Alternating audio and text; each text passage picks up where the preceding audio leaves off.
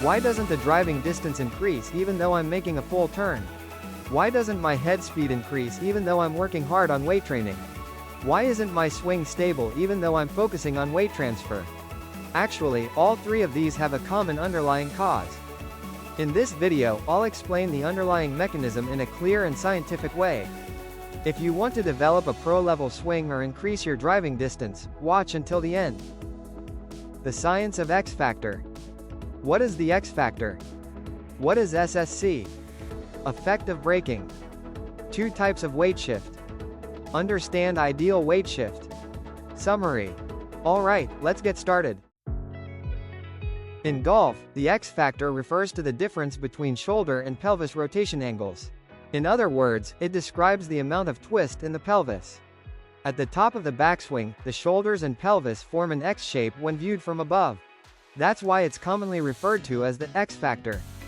For professional golfers, the X factor at the top is typically around 45 to 55 degrees. It becomes larger than that of amateur golfers. Many studies report that a larger X factor tends to increase driving distance. So in the golf world, increasing the X factor is considered the key to gaining distance. You might think, so I just need to increase the X factor. But that's not necessarily the case. More important than increasing the X factor is optimizing the SSC, Stretch-Shortening Cycle. SSC refers to the mechanism where tendons, when rapidly stretched, produce faster and greater force. To make this easier to understand, I'll explain it using a graph. The vertical axis represents muscle strength, and the horizontal axis shows the flow of time. The higher it goes, the stronger the muscle force being produced.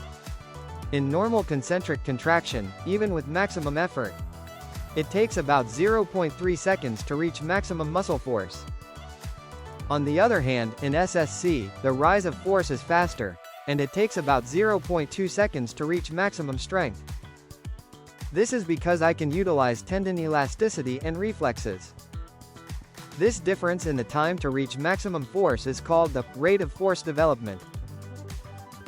The faster the rate of force development, the more force I can produce in less time. That's why it gives me an advantage in explosive movements. In a professional golfer's swing, force begins to build right after the top. About 0.18 seconds after the top, the left leg and core reach maximum force. This red line here corresponds to about 0.18 seconds. In concentric contraction, it takes about 0.3 seconds to reach maximum force, so this timing is impossible to match. However, according to numerous studies, it has been reported that many amateur golfers mainly rely on concentric contraction. So it's clear that the first priority is to be able to use SSC. By the way, what is mainly trained through heavy weight training is the muscle strength of concentric contraction. In a graph, it looks like this, with muscle strength gradually increasing. Even if the maximum liftable weight increases, it mainly improves concentric contraction ability. No matter how hard I work on weight training, it rarely improves the effect of SSC. Furthermore, one of the drawbacks of weight training is it often leads to a body movement pattern that relies mainly on concentric contraction. Especially for amateur golfers, in the golf swing as well, there's a tendency to swing with too much tension, similar to weight training, so caution is needed. I'm working hard on weight training, but my head speed just won't increase. I often hear this concern, and most of the cause lies here. If I'm not using SSC and only training concentric contraction through weight training, it hardly translates into the golf swing motion. On the other hand, if I train SSC properly, my ability will improve like this. The force develops more quickly, and the maximum strength usable in the swing increases. By the way, for people who don't exercise regularly, even when using SSC, it takes about 0.23 to 0.27 seconds to reach maximum force. On the other hand, elite athletes who train with SSC reach maximum force in about 0.13 to 0.15 seconds, with very fast and powerful force development. In other words, only when SSC force rises faster does it become possible to reach maximum strength about 0.18 seconds after the top. I'll introduce recommended SSC training in the future and explain the specific methods in detail there. I mentioned earlier that SSC mainly occurs when the tendons are quickly stretched. The tissue called tendon is located at both ends of the muscle, where it attaches to the bone. This white part is the tendon. Large and medically important tendons are named, such as the Achilles tendon or the patellar tendon. But even without a name, both ends of muscles throughout the body are basically made of tendons. What I want you to know here is that tendons are very stiff. Even when I do regular stretching, only the muscles are lengthened, not the tendons. For SSC to work efficiently, it is said to be ideal to stretch the tendons by about 2 to 4%. But achieving this requires a very large pulling force. To explain this more clearly, I will use the patellar tendon, which connects to the quadriceps in the thigh, as an example. The quadriceps connect from the hip joint and femur, wrapping around the kneecap and extending below the knee. And the part where the muscle attaches to the shin bone is the patellar tendon. When I bend the knee, the muscle is stretched. When I contract the quadriceps with force, the knee extends. For example, when I bend the knee like this, with the leg relaxed, the quadriceps are stretched by about 10%. But the force needed to stretch the muscle is only about 3 kilograms. On the other hand, to stretch the patellar tendon by 2 to 4%, it requires a force of about 200 to 500 kilograms. Tendons are truly very stiff. In other words, even when I bend the knee like this, the patellar tendon hardly stretches. To stretch the tendons, it is not enough to simply stretch the muscles. A strong pulling force must be applied instantly. And to apply strong pulling force, it is necessary to use the method of adding external force while the muscle is held with moderate tension. In a typical jumping motion, I let the upper body drop with gravity, while the thigh muscles create moderate tension to hold the knee joint. When I watch the jumping motion in slow motion, I can see the knee angle being held for a moment. At this moment, I apply muscle force to prevent the knee from bending further, while the weight of the upper body creates an external force pushing the knee to bend more. At that moment, a very large pulling force is applied to the tendons. I weigh 60 kilograms, but at the moment of peak load, about 200 kilograms of pulling force is applied to my patellar tendon. And when the tendons are stretched, the SSC is activated, allowing me to generate 1.2 to 1.5 times more strength than usual. I call the ability to apply proper tension and hold the muscles hold strength. This is the concept I explained before in the video about grip. In the grip strength experiment, I showed that holding the hand produces stronger force instantly, compared to the usual way of gripping, concentric contraction. Please be sure to watch that video as well. The important point is to apply strong external force instantly while holding the muscles. This stretches the tendons and allows me to use the SSC efficiently. For example, when I jump, if I bend the knees slowly and pause before jumping, and compare it to bending and then quickly extending the knees to jump, you find that the quick bend and extend results in a higher jump. This is because the tendons are firmly stretched, allowing the SSC to work efficiently. To stretch the tendons and use the SSC efficiently, 3 conditions are important. Perform within the proper range of motion. It is better to stretch to some extent, but overstretching will have the opposite effect. Hold the muscles with moderate tension.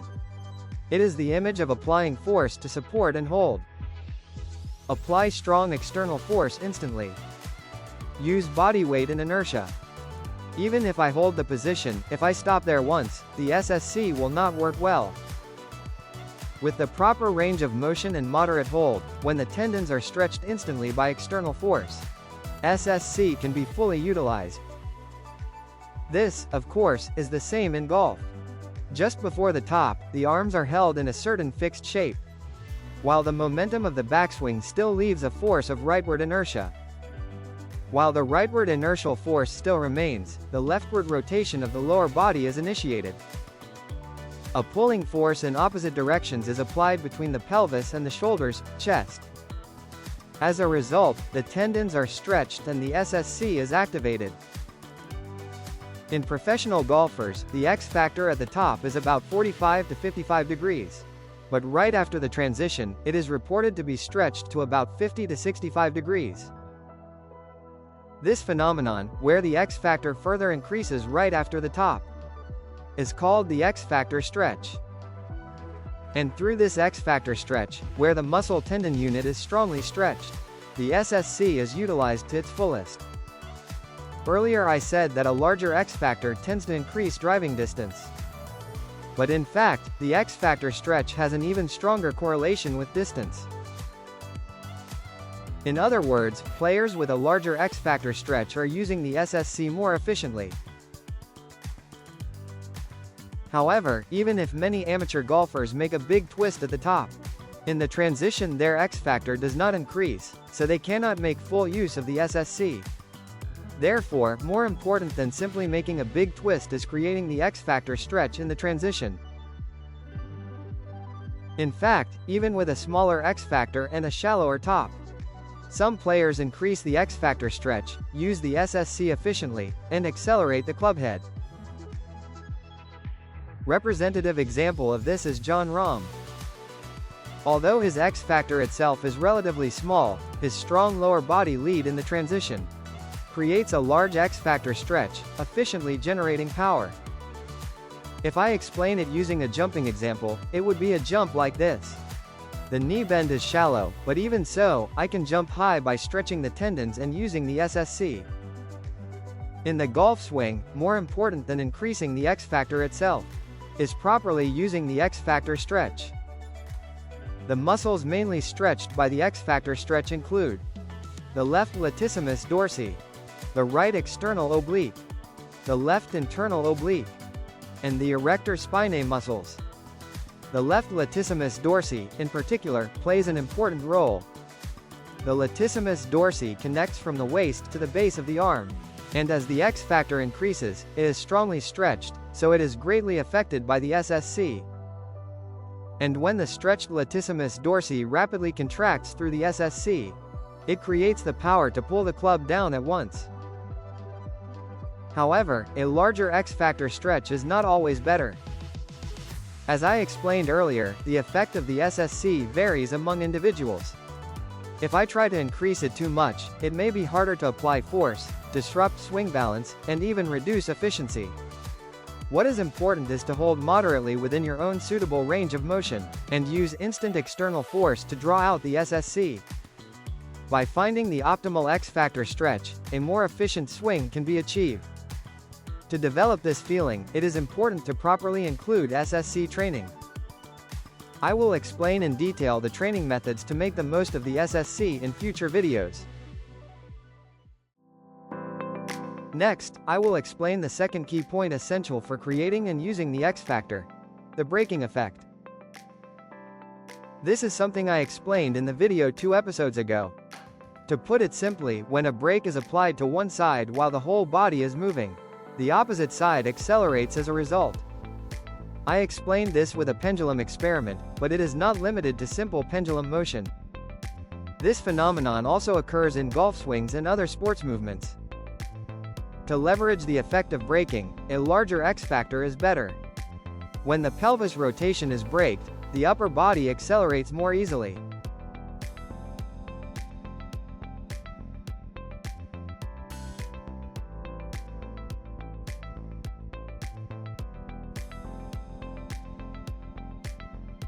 In golf, the X factor between the shoulders and pelvis is considered especially important. But from the viewpoint of leveraging the braking effect, this is only a small part of the entire swing. In reality, multiple brakes work in sequence, and each one influences the acceleration of the club. I believe there are mainly 5 braking effects included within the swing. 1. In the takeaway, the lower body is braked, allowing the upper body.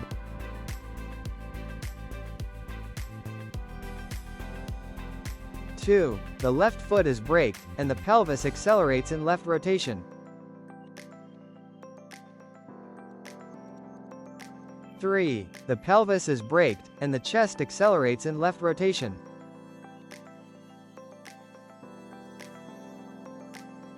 4. The chest is braked, and the arms accelerate.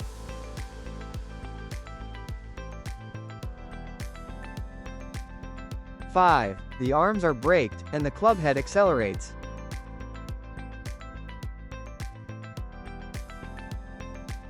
In the downswing, 2, 3, 4, and 5 are all equally important. I want you to focus not only on 3, the X factor, but also clearly understand the other parts as well. Golfers probably do not consciously think about all of these during the swing. But by knowing the mechanism, the overall image of the swing becomes clearer, and it also clarifies what kind of training should be done. I plan to explain all 5 points, from 1 to 5, but since it will be quite long, I decided to divide it into 2 parts. This time, I will explain only point 1, and I will cover the rest in the next video. To clearly understand the effect of braking, please watch this experiment first. This experiment shows a stick held horizontally and then dropped. A is simply released to fall freely. B has a rubber band tied to the right end of the stick. As it falls, the rubber stretches and gradually applies a brake. C has a non-stretchable string attached to the right side of the stick. It is designed so that a sudden brake is applied during the fall. These are dropped at the same time, and I compare the moment when the left end reaches this line. As a result, the order was C, then B, then A.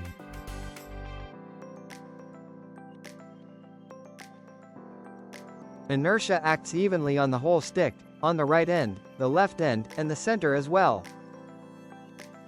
However, when one end is stopped by a brake, the inertia of the whole stick concentrates on the opposite side, creating a motion as if it is pushed outward. This is the effect of braking. As this experiment shows, the amount of acceleration depends on the strength of the brake. The more firmly it stops, the greater the acceleration becomes. This phenomenon can also be observed when walking and tripping. When the foot is braked, the upper body and head suddenly accelerate forward as a reaction. At this moment, the acceleration of the head becomes much faster than the walking speed. The key point here is this: when the whole body moves with inertia. If only the lower body is braked, the upper body accelerates. The stronger the brake is applied, the more the upper body accelerates. This is a very important aspect both in the backswing and in the downswing. I also received many comments and questions about the braking effect using pendulum motion, which I introduced in a previous video. So I would like to add a few supplementary points on that. One common question was, doesn't stopping a pendulum midway fail to accelerate the end? This seems to come from seeing braking at the top of the stick as the same as braking at a point along the string. For example, in a pendulum with an object hanging on a string. If the string is stopped in the middle, the object's path only changes, and it does not accelerate. However, what I showed in the experiment was applying a brake to the top of the stick. When inertia is acting on the whole stick and only one end is braked. The same principle applies as in the falling experiment shown earlier. What is important here is this: when the whole object has inertia and one end is braked, acceleration occurs at the opposite end. This point is significantly different, so it is important to understand the distinction. Now, based on the braking effect, let's take another look at the takeaway movement.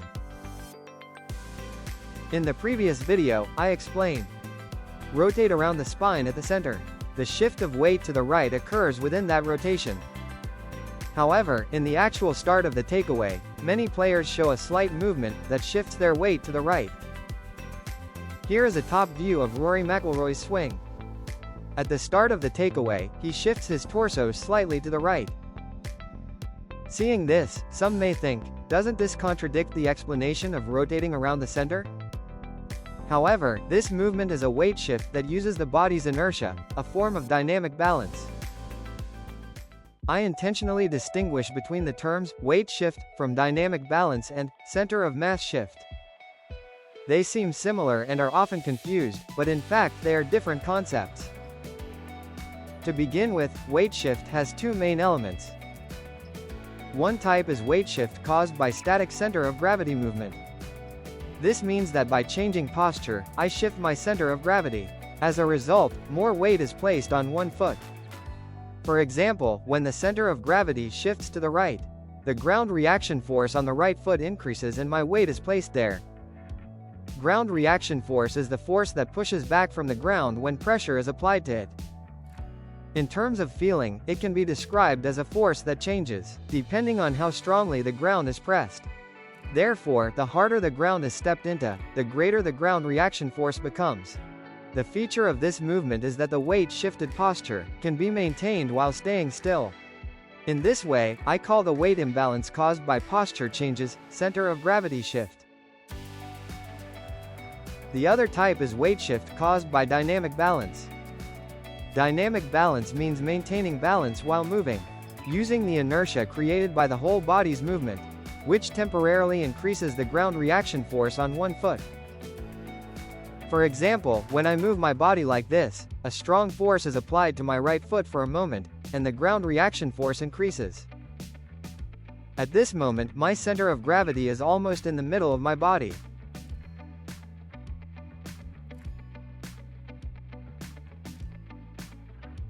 The center of gravity is almost in the middle, but the weight is placed on the right foot. The feature of this movement is that it is weight shift performed temporarily, dynamically, within a movement that uses inertia. I call this weight shift. This weight shift cannot be stopped while the ground reaction force is high. That is what makes it dynamic. The idea of separating static balance and dynamic balance is widely used in sports science. However, in golf, the idea of dividing weight shift into these two types has not yet been academically established. This is my own way of organizing, so the classification may be unfamiliar, but I believe it is very important for deeply understanding the swing.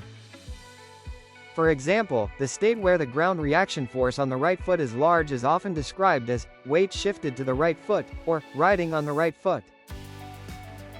But the way the body works differs greatly depending on whether the weight shift comes from static center of gravity shift, dynamic balance, or both. If these are confused and thought of as every weight shift to the right being the same, form improvement will not go well. I often teach and give seminars to trainers, and I often see cases where this concept of weight shift is not organized. To clarify form problems more clearly, it is important to fully understand the difference between weight shift and center of gravity shift. For this movement, player Berkshire makes it easier to understand, so I will first use player Berkshire as a model to explain. Player Berkshire first places weight on the left foot, which creates the inertial force that makes the whole body tilt right. Then he uses that inertial force to shift his weight onto the right foot.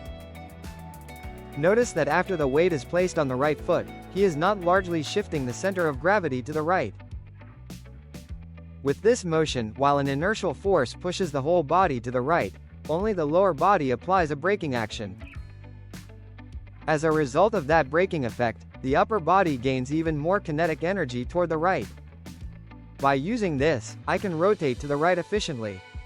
The principle of this movement can be experienced even without holding a club. For example, take a slight forward tilt, extend the arms, and join the hands. Relax and release arm tension, then place weight on the left foot. After that, tilt the whole body to the right, and at the moment weight shifts onto the right foot. If the lower body stops, the arms swing naturally to the right. I am not swinging to the right with arm strength. As in the stick experiment earlier, the whole body moves, and from that state inertial force is at work. It is the braking of the lower body that caused my arms to accelerate. When actually tried, it can be confirmed that the arms swing faster than the speed of the weight shift. Feel the sensation of the arms swinging naturally, and try rotating the upper body to the right in that timing. I think you can take the backswing more smoothly than starting it from a stopped position. This is brake effect 1. When the lower body brakes in the backswing, the upper body turns back smoothly. This method, using weight shift from dynamic balance, is especially effective when I want to speed up my backswing. The faster the backswing, the more the tendons stretch, activating the SSC, so many long drive players use this move. Now let's take another look at Rory McIlroy's movement. At the start of the backswing, there is a slight movement that shifts the weight to the right. Right after that, the lower body, pelvis, almost stops, and the upper body accelerates and rotates using that rebound. Then, as the chest rotates, the pelvis follows and begins its own rotation in coordination. This is the part where dynamic balance is used. Compared to player Berkshire, it is only a very small move. So you may think, can such a small move make a difference? However, in reality, there is a big difference.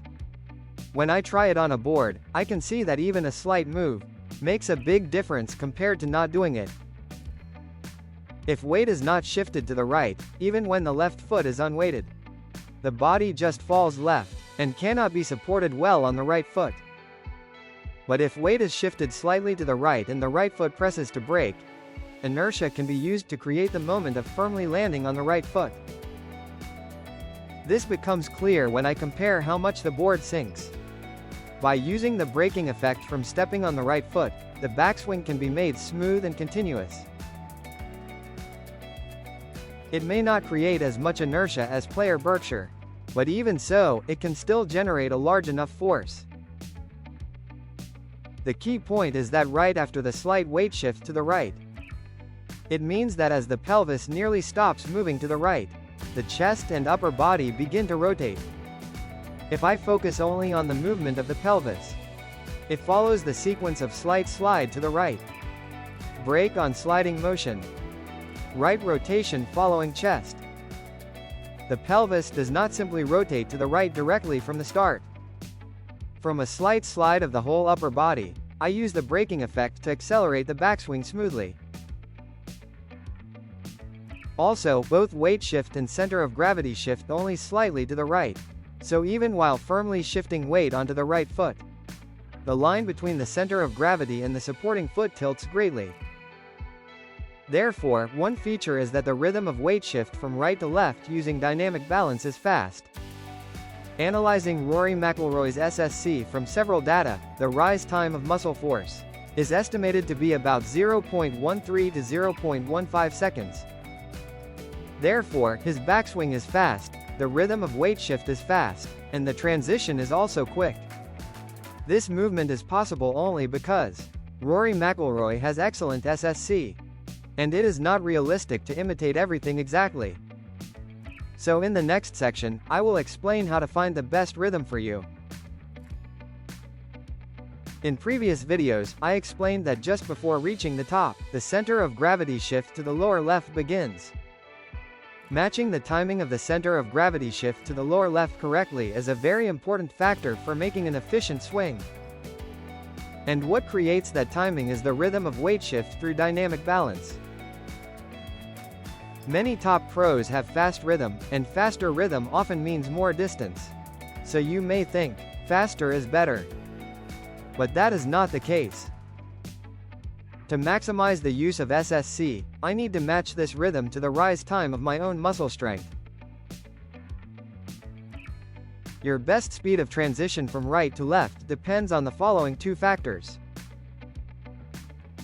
the rise time of muscle force in the SSC. The faster the SSC rise time, the sooner force can be produced after transition. So the backswing should be made fast and the right to left rhythm quick. On the other hand, if the SSC rise time is slow, it is easier to draw out the SSC by keeping the rhythm slower. People with excellent SSC and those without differ in the time it takes to reach their maximum muscle strength. And making the swing rhythm faster means shifting the point of force production after transition further to the left. If the SSC is slow but the rhythm is fast, it means I can produce force only around this point. This will actually make the head speed slower. Backswing depth, flexibility. The deeper the backswing, the longer it takes. So weight should also be kept on the right foot longer. Therefore, making the transition from right to left slower matches the rhythm better. These factors have no absolute answer and they vary depending on the individual and training conditions. Ideally, to increase distance, SSC should be enhanced, force produced faster and stronger in the transition, and flexibility improved to make the backswing deeper. Rory McIlroy's swing is overall much faster compared to amateurs. But it is not as simple as just copying that rhythm. First, based on these two factors, it is important to understand the transition weight shift speed that suits you. And based on that, it is essential to adjust and find the optimal swing rhythm for you. Now, I will explain the specific factors for adjusting the rhythm. In reality, the backswing is not taken exactly like this, but feeling this sensation is very important. So please move your body and check it yourself. First, take a wide stance. After placing weight on the left foot, tilt the whole body to the right, and at the moment weight shifts to the right foot, completely unweight the left foot. In the beginning, the left foot should be lifted for clarity. Once accustomed to it, the left sole should be kept on the ground. With this movement, feel the weight shift from left to right and right to left. At this time, keep the center of gravity as steady as possible, maintaining posture from the right foot through the pelvis to the upper body. By repeating this movement, if the same stance width and the same weight shift are kept, the return from right to left should occur in almost the same rhythm. Next, when the stance is narrowed and the same movement is done, it will be noticed that the rhythm from right to left becomes slower.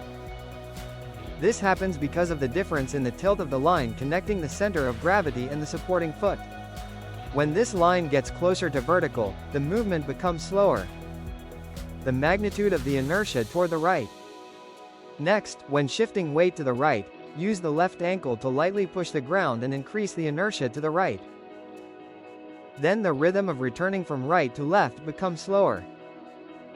On the other hand, if the ground is not pushed with the left foot and the inertia to the right is made smaller, the rhythm of returning becomes faster. The final position of the weight shifts to the right. This becomes easier to understand by imagining the pelvis sliding. Just like with different stance widths, when the sliding distances change, the tilt of the line connecting the supporting right foot and the center of gravity changes. So the rhythm from right to left also changes. The influence of the takeaway. The change in rhythm will be checked when the takeaway starts the moment weight shifts onto the right foot, compared to when the takeaway does not start.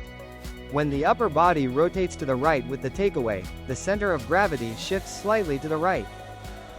As a result, the line from the right foot to the center of gravity becomes more vertical, reducing the force falling left. It is a slight difference, but when a deeper takeaway is made, the rhythm becomes slower. These four elements combine to determine the rhythm of the weight shift from right to left. Even when professional golfers are observed, their rhythms and forms vary. But what they all share is swinging with a rhythm that matches their own SSC. From the best transition speed and the four elements that match the rhythm. Various patterns should be tried to find the timing where power comes most naturally. The X factor is important, but it is not enough on its own. What is important is not only increasing the trunk rotation, but also using the SSC effectively. Utilizing the SSC. To utilize the elastic energy and reflexes of the tendons. A quick and strong pulling force should be applied while holding the position. Understanding the effect of braking. The braking of the lower body leads to the acceleration of the upper body. Two types of weight shift exist.